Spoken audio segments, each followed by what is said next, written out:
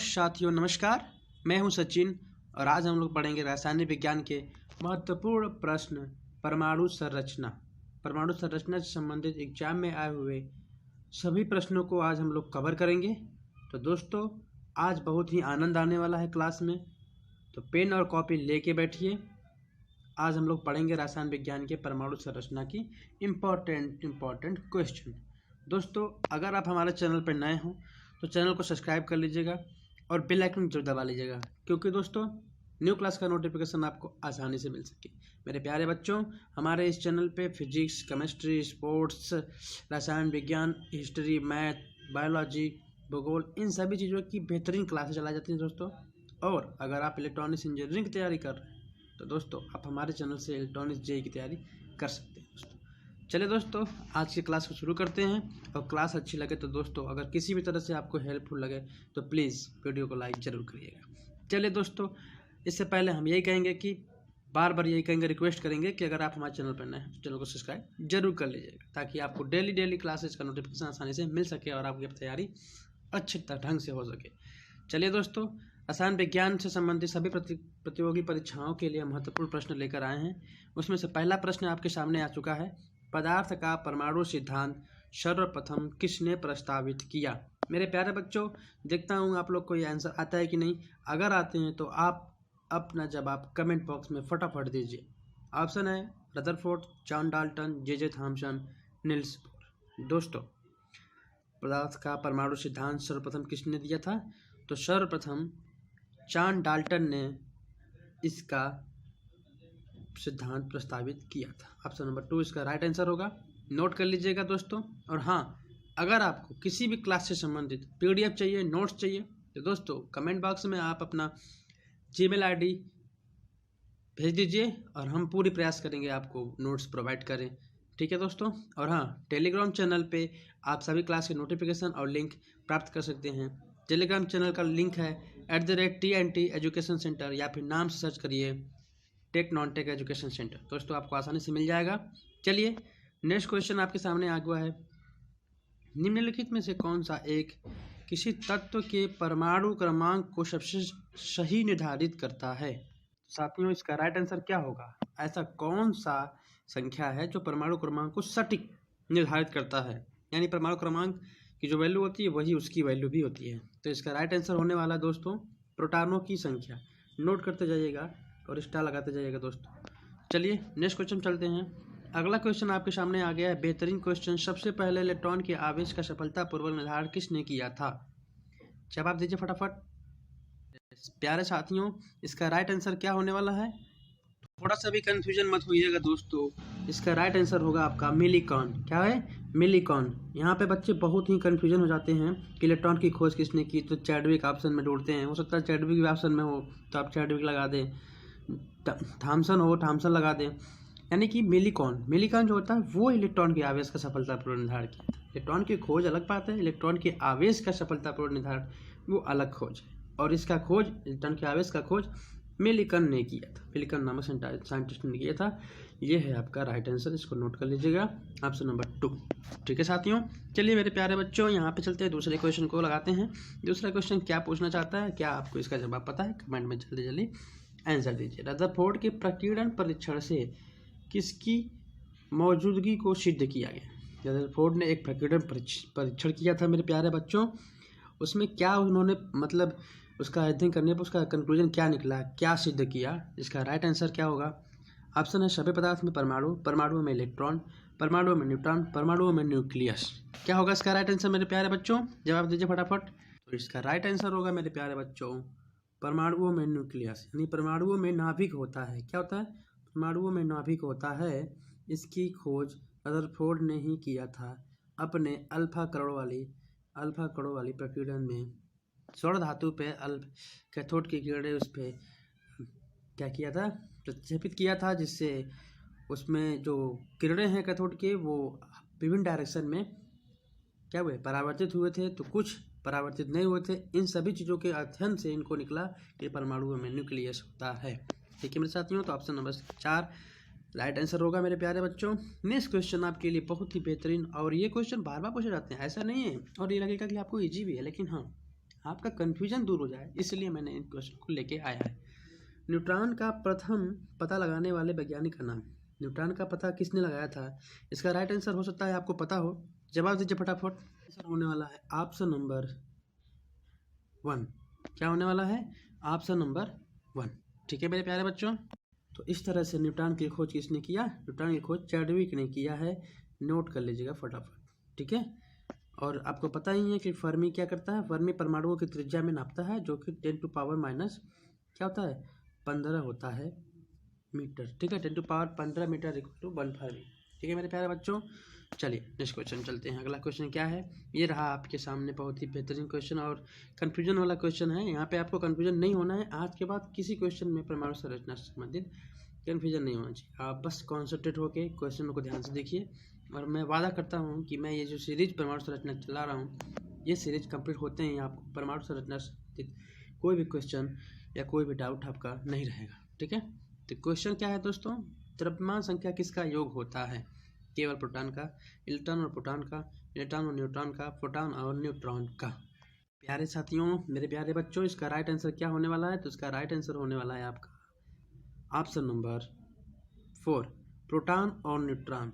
यानी प्रोटॉन और neutron P+N, ये होता है आपका A, यानी कि एटॉमिक मास, परमाणु द्रव्यमान, द्रव्यमान संख्या। ठीक है मेरे साथियों, इसका राइट आंसर क्या होने वाला है? ऑप्शन नंबर 4, प्रोटॉन और न्यूट्रॉन होता है द्रव्यमान संख्या का योग। ठीक है, इस तरह से न्यूमेरिकल लगाने में बहुत ही हेल्प करेगा ये, कि द्रव्यमान संख्या दिया रहेगा, न्यूट्रॉन संख्या पूछेगा, प्रोटॉन संख्या भी दिया रहेगा।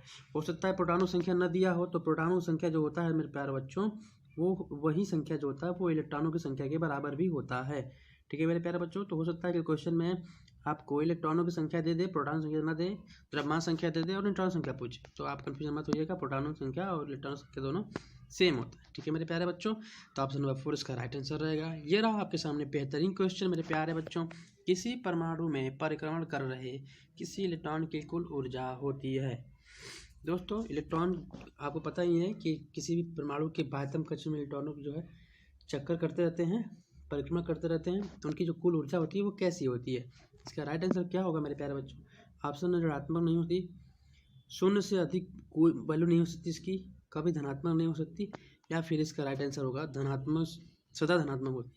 तो दोस्तों, इलेक्ट्रॉनों की जो ऊर्जा होती है ना मेरे प्यारे बच्चों, जो परिक्रमण कर रही होती है परमाणुओं के बाह्य कक्ष में, वो हमेशा धनात्मक होती है। क्या होती है?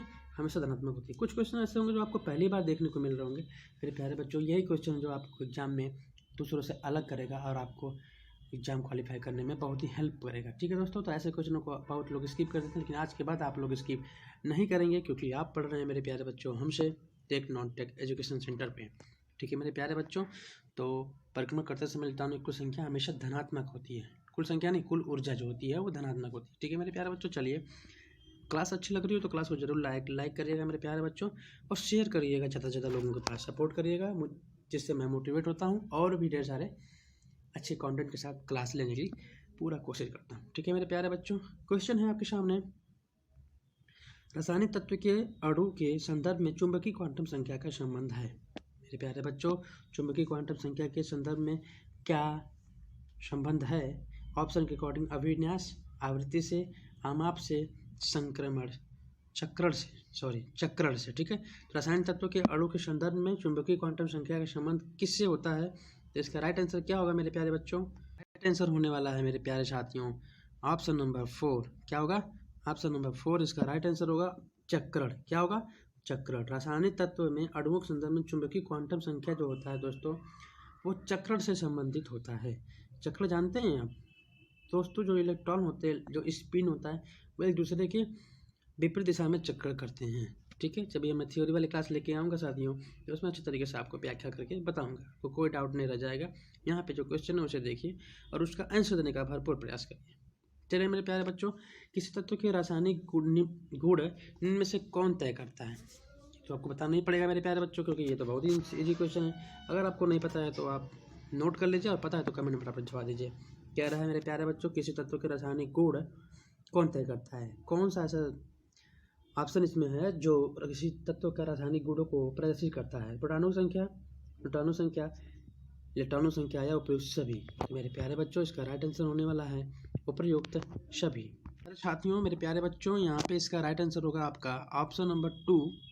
ऑप्शन नंबर 3 4 नहीं होगा, ऑप्शन नंबर 2 होगा। इलेक्ट्रॉनों की संख्या जो होती है दोस्तों, वही डिपेंड करता है कि रासायनिक गुण कैसे, तत्व का जो गुण है, वो क्वालिटी है, वो कैसा है। ठीक है मेरे प्यारे बच्चों, तो आप नोट कर लीजिएगा, ऑप्शन नंबर 2 इसका राइट आंसर होगा। इलेक्ट्रॉनों की संख्या पर डिपेंड करता है आपका रासायनिक तत्वों के गुण। ठीक है, और आपको पता है इलेक्ट्रॉनों संख्या जो होती है वो प्रोटॉनों संख्या के बराबर होती है। ठीक है मेरे प्यारे बच्चों, चलिए नेक्स्ट क्वेश्चन चलते हैं। अगला क्वेश्चन आपके सामने आ चुका है। क्वेश्चन है मेरे प्यारे बच्चों, परमाणु क्रमांक 20 वाले परमाणु का इलेक्ट्रॉनिक विन्यास है। दोस्तों, एक परमाणु क्रमांक 20 दिया है, वो किस तत्व का है, पहली बात वो जान लीजिए, और उसके बाद उसका इलेक्ट्रॉनिक विन्यास क्या होगा इसके भी जान लीजिए। ठीक है दोस्तों, इसका राइट आंसर होगा आपका ऑप्शन नंबर सी। क्या होगा? Option number C, 2882। इलेक्ट्रॉनिक विन्यास 20 का होगा 2882। क्योंकि दोस्तों सबसे पहले क्या होता है, किसी भी तत्व का परमाणु क्रमांक के जो इलेक्ट्रॉनिक विन्यास बनाते हैं मेरे बच्चों, उसमें आप सबसे पहले कक्ष में 2, फिर 8, फिर 8, फिर 2, बचे हुए जितने लास्ट बचते हैं, इस तरह से 2, 8, 8, 18, 18, 32। ठीक है मेरे प्यारे बच्चों, तो इसी तरह से 2, 8, 8 करने के बाद शेष जो इलेक्ट्रॉन बच रहा है 72 कक्षा में, वो 2 है, इसलिए इसका राइट आंसर होने वाला है आपका ऑप्शन नंबर सी, 2882। ठीक है मेरे प्यारे बच्चों, चलिए इसको नोट कर लीजिए। चलिए नेक्स्ट क्वेश्चन चलते हैं। ये रहा आपके सामने बेहतरीन क्वेश्चन, और क्वेश्चन में क्या कह रहा है, अगर आपको इसका जवाब पता है तो फटाफट कमेंट में जवाब दीजिए। क्वेश्चन है, प्रोटॉन पे आवेश परावेश के बराबर होता है। मेरे प्यारे बच्चों, प्रोटॉन पर जो आवेश होता है वो किसके आवेश के बराबर होता है, इसका जवाब आपको देना है। तो मैंने आपको बता रखा है पहले से, ये जो प्रोटॉन पे जो आवेश होता है वो इलेक्ट्रॉनों के आवेश के बराबर होता है।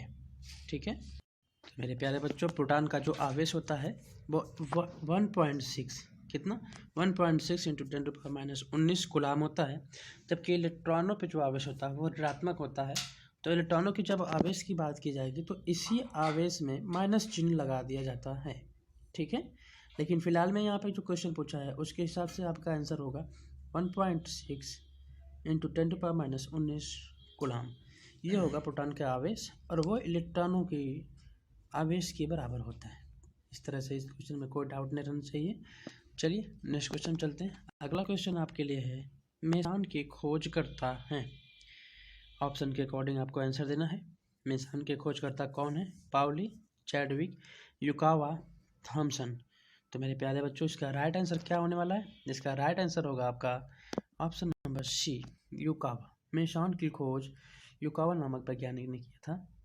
इसे आप नोट कर लीजिए, कोई भी कंफ्यूजन आपके पास रहना नहीं चाहिए। बेसिकली जो क्वेश्चन पूछता है उसका जवाब तो सभी दे लेते हैं, कुछ क्वेश्चन ऐसे होते हैं जो हटके होते हैं जिन्हें अक्सर लोग स्किप कर देते हैं। तो आज के बाद आप स्किप नहीं करेंगे इसको। चलिए नेक्स्ट क्वेश्चन चलते हैं। नेक्स्ट क्वेश्चन है, अब बहुत ही बेहतरीन क्वेश्चन है मेरे प्यारे बच्चों, इलेक्ट्रॉनिक विन्यास से संबंधित है। जबकि इससे पहले एक क्वेश्चन था जिसमें 20 था परमाणु क्रमांक, उसका इलेक्ट्रॉनिक विन्यास देखा गया था। मैंने आपको बताया था कि इलेक्ट्रॉनिक विन्यास सबसे पहले 2, फिर उसके बाद कक्षा में 8, फिर 8, फिर 18, फिर 18, फिर 32, 32, इस तरह के क्रम में भरे जाते हैं, और परमाणु क्रमांक के अनुसार ही भरे जाते हैं, यानी कि आप एक्स्ट्रा भर दें, बचे हुए परमाणु क्रमांक को 5 कक्षा में भरा जाता है। इस तरह से 17 होता है क्लोरीन का परमाणु क्रमांक। ठीक है, और क्लोरीन जो होता है दोस्तों, वो होता है द्विआण्विक तत्व। कैसा होता है? द्विआण्विक। ऐसा Cl2 होता है, Cl नहीं लिखा जाता। ठीक है, इस बात को नोट कर लिए होंगे आप। और हाँ, इसका परमाणु क्रमांक आपको पता ही है कि 17 होता है। कितना होता है? 17 होता है। और आपको पता है कि 17 कैसे होगा? पहले वाले में 2, फिर 8, 10 तो हो गए, बचे कितने? 7। तो अगर 8 होते तो 8 लिखते, 10 होते तो 8 के बाद फिर 2 लिखते, लेकिन 7 ही हैं जो कि पूरा नहीं कर पा रहा बाध्यम कक्षा, यानी 8 को पूरा नहीं कर पा रहा, तो जितना बचा है उतने ही लिख दिया गया। ठीक है, इस तरह से इसका राइट आंसर होगा आपका ऑप्शन नंबर बी, 28287। ठीक है मेरे प्यारे बच्चों, इस तरह से आपको समझ में आ गया होगा। ठीक है, चलिए नेक्स्ट क्वेश्चन चलते हैं।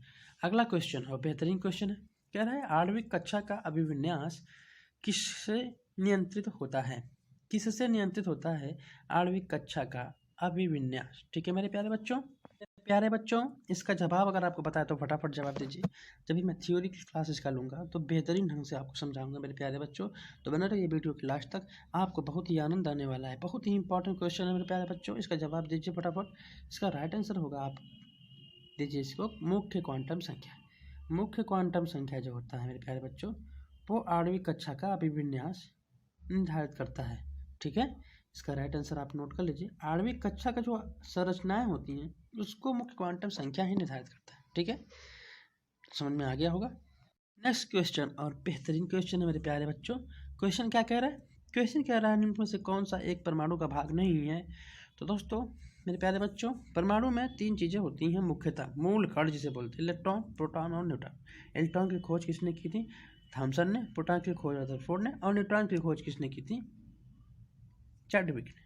ठीक है, इस तरह से हो गया, समझ में आ गया। अब फोटॉन जो होता है एक प्रकाश का ऊर्जा होता है। प्रकाश के कणों की ऊर्जा जो होती है, ऊर्जा का एक रूप है फोटॉन। तो ये दोस्तों परमाणु का एक हिस्सा नहीं है।